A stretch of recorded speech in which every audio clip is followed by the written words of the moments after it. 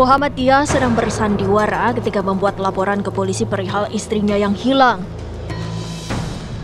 Laporan itu dibuat Dia di SPKT Polres Aceh Timur di Pedawa pada 21 Januari 2022. Mendapat laporan tersebut, tim SAR bersama masyarakat dan petugas kepolisian lalu bergerak mencari korban.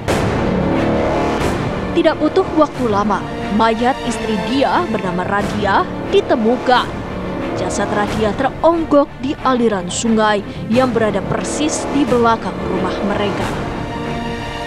Jasad ini tidak mengambang ya, jadi terhimpit oleh potongan kayu bekas pohon dan juga akar-akar daun daripada bekas sawit ya. Jadi saat itu tiba-tiba adanya keanehan daripada tim SAR dan juga petugas yang di lapangan, seperti menginjak sesuatu benda yang lembek dan coba mengangkat, ternyata adalah jasad. Saat ditemukan, kejanggalan sudah langsung muncul sebab posisi mayat tak seperti korban tenggelam pada umumnya. Polisi kemudian membawa mayat korban ke RSUD Langsa untuk divisum. Kejanggalan bila korban tewas tenggelam semakin nyata begitu hasil visum keluar. Hasil visum menunjukkan bila korban meninggal bukan karena tenggelam, melainkan pukulan benda tumpul. Jadi ada beberapa trauma tumpul ya, baik itu bagian mata, bibir, dan juga tulang iga pertama dan selangka kanan kiri. Dan juga hasil otopsi di situ tidak ditemukan ada benda asing. Jadi benda asing ini menurut daripada dokter forensik sampaikan itu tidak ada seperti lumpur, air ataupun tanah, yang dimana kalau memang korban ini tenggelam pastinya dalam keadaan hidup pastinya ada suatu benda asing yang memang masuk ke dalam perut si jenazah. Jadi dapat disimpulkan bahwasanya korban ini meninggal terlebih dahulu baru dia tenggelam di sungai. Tidak sampai di situ, kecurigaan polisi bertambah begitu memeriksa Dia, suami korban. Jawaban Dia dinilai bertele-tele. Dari situ kemudian terkuak bila korban meninggal karena dibunuh, bukan tenggelam.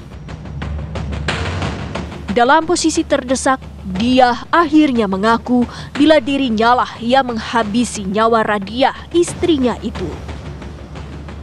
Interogasi terhadap saksi-saksi baik itu keluarga dan aparatur kampung, di mana berbalik statement daripada hasil pemeriksaan ini berbeda dengan si suaminya. Kita menaruh kecurigaan dan kita coba dalami lebih intens kepada suami, dan akhirnya suaminya mengakui bahwasannya dia yang telah melakukan suatu tindak pidana pembunuhan tersebut kepada si istrinya.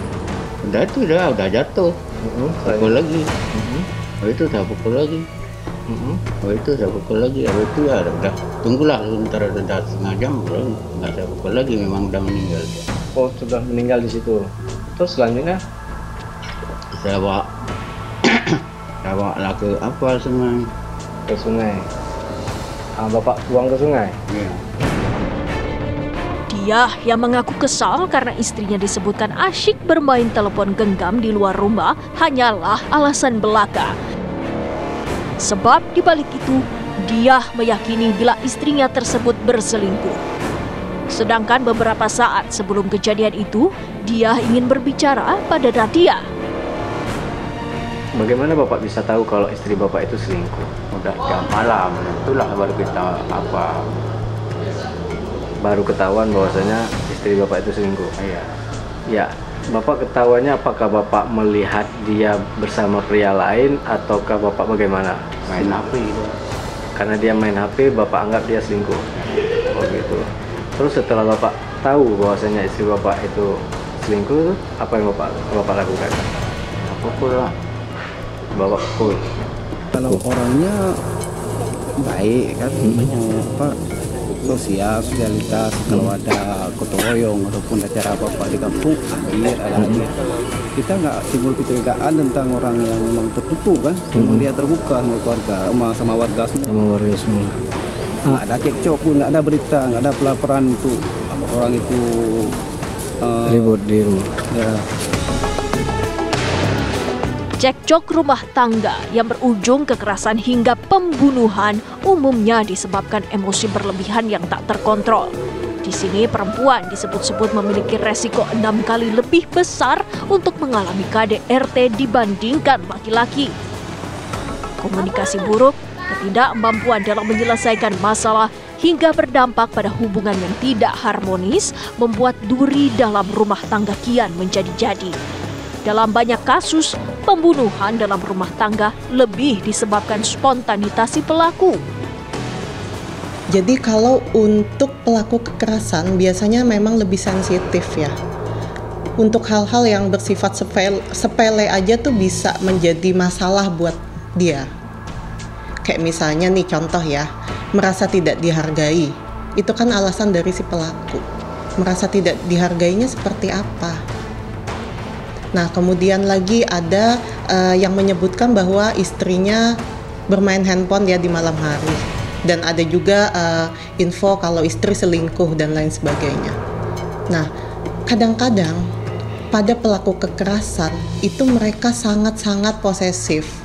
Jadi ketika ada chat yang masuk dari laki-laki contohnya, padahal itu bukan perselingkuhan, tapi mereka sudah menganggap itu adalah bentuk perselingkuhan. Jadi seolah-olah itu hanya dibuat-buat saja. Pencegahan terhadap berbagai persoalan yang dinilai rentan menyebabkan terjadinya kekerasan dalam rumah tangga butuh partisipasi segenap pihak. Selain peran serta masyarakat, kini pemangku kebijakan juga aktif menyokong melalui pembentukan payung hukum, perumusan kebijakan, edukasi, hingga advokasi.